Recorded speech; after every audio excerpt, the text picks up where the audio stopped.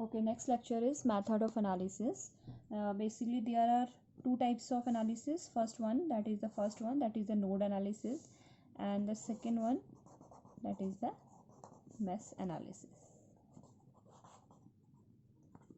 Okay, so first we will study node analysis.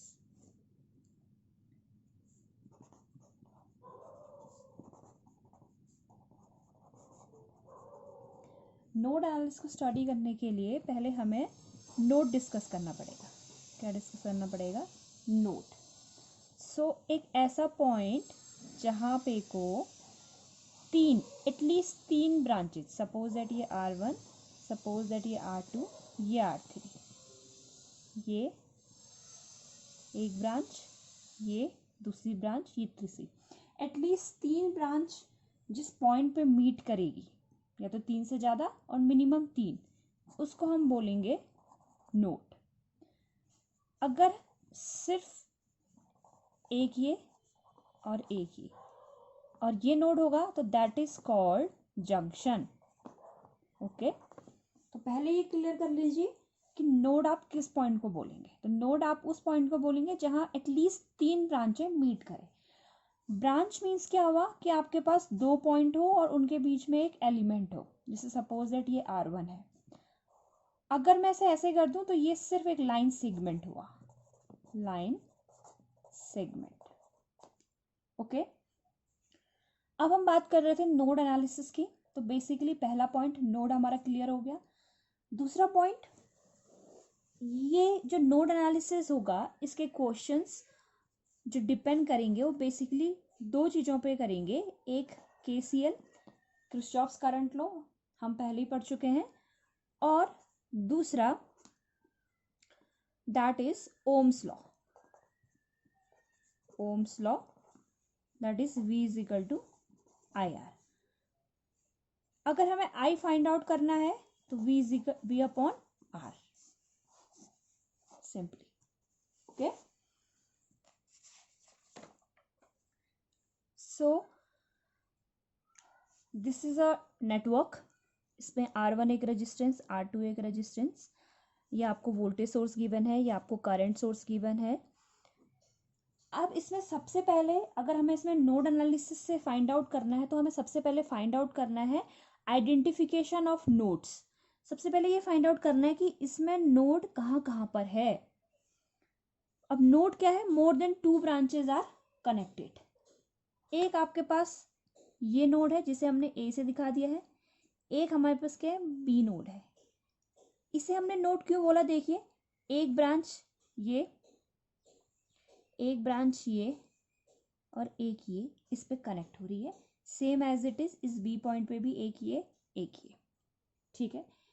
Second हमारा जो nodal analysis method में जो सेकेंड हमारा पॉइंट होगा वो होगा one node is a reference, voltage of that node is 0. So one node is a reference. हम एक नोड को रेफरेंस नोड एज्यूम करेंगे और उस नोड का वोल्टेज 0 होगा. सपोज दैट हम VB को एक रेफरेंस नोड एज्यूम कर रहे हैं, VB, और VB अगर रेफरेंस नोड है तो हम ये एज्यूम कर रहे हैं कि VB equal to 0, voltage of node which is other than reference. Now apply KCL at point this A. So KCL means क्या होता है? Incoming current equal to outgoing current. Okay, so this is the incoming current. ये दोनों both currents हैं, ये आपकी outgoing currents है, ये वाली और ये वाली. सो इनकमिंग करंट मीन्स अगर आप इस पे करंट लिखेंगे तो आपको पहले बताया जैसे V इज इक्वल टू आपके पास क्या होता है? IR, I is equal to V upon R.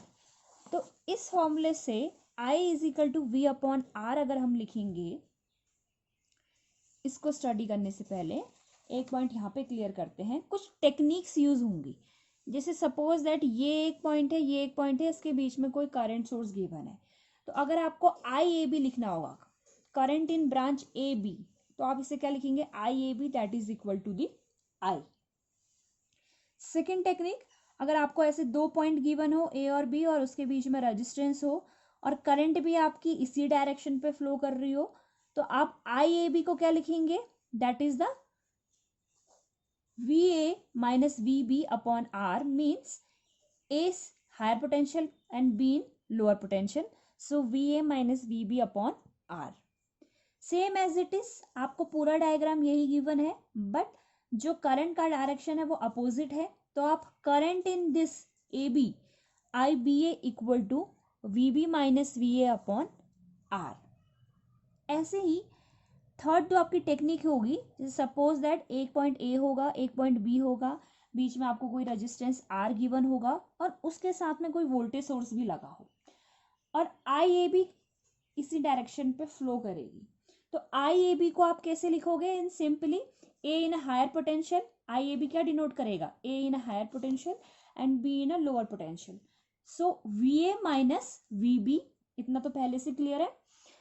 अब इस पे ऑलरेडी एक सोर्स गिवन है, यानी कि जो अपनी करंट है ऐसे वो इस डायरेक्शन पे जा रही है, और जो इसका पोटेंशियल अपने को गिवन है वो पॉजिटिव से नेगेटिव जा रहा है, यानी कि वोल्टेज ड्रॉप हो रहा है, तो हम इसमें आई ए बी लिखेंगे V A minus V B minus V upon R.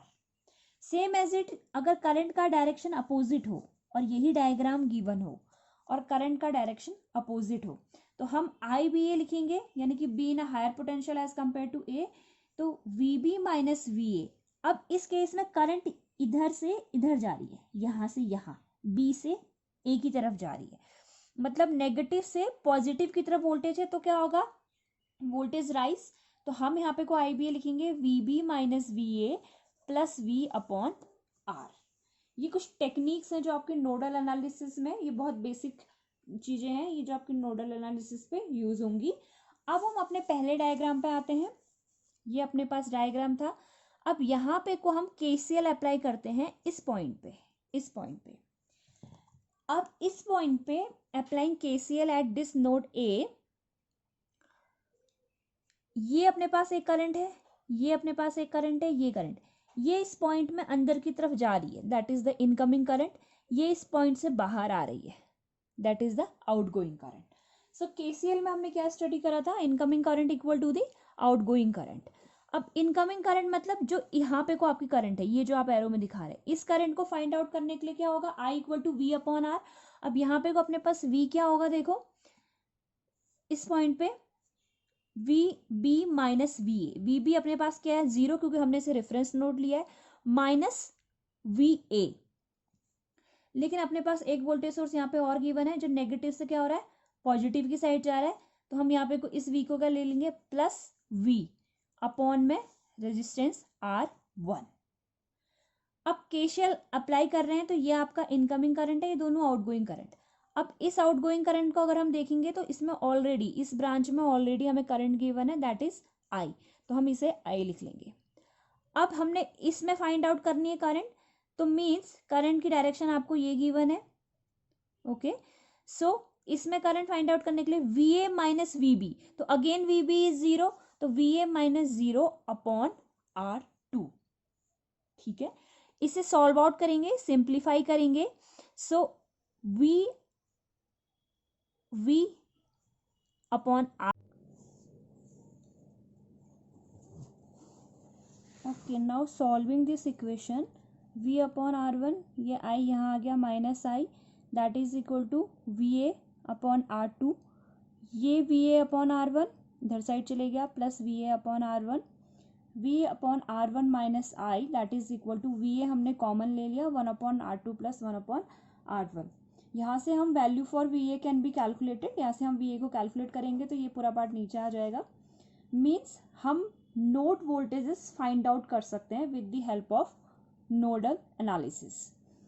अब IR1 अगर हम देखेंगे तो IR1 जो हमने लिखा था, दैट इज द IR1, ये इस पे जो करंट है वो हमने क्या लिखी थी, that is the 0 minus V A plus V A upon R1।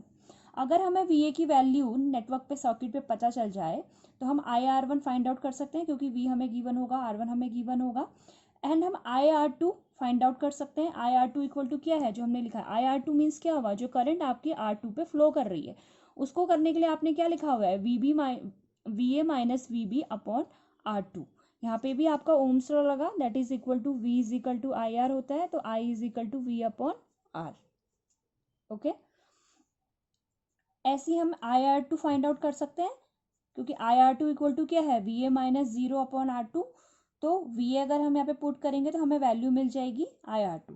Means nodal analysis से दो चीज़ें डिफाइंड हो गई कि अब तो एक हम नोड वोल्टेजेस फाइंड आउट कर सकते हैं और एक हम पर्टिकुलर वोल्टेजेस पे कितनी करंट फ्लो कर रही है उस चीज़ को फाइंड आउट कर सकते हैं।